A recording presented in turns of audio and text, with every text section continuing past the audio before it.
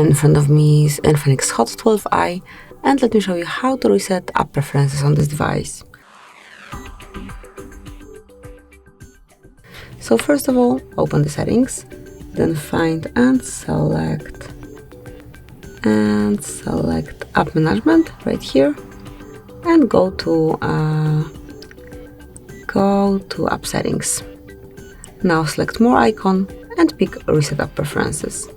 And if you truly want to reset all preferences for disabled apps, disabled app notifications, default applications for actions, background data restriction for apps, or any other permission restrictions, just tap on the reset apps.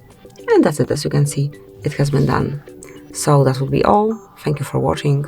Please subscribe our channel and leave a thumbs up.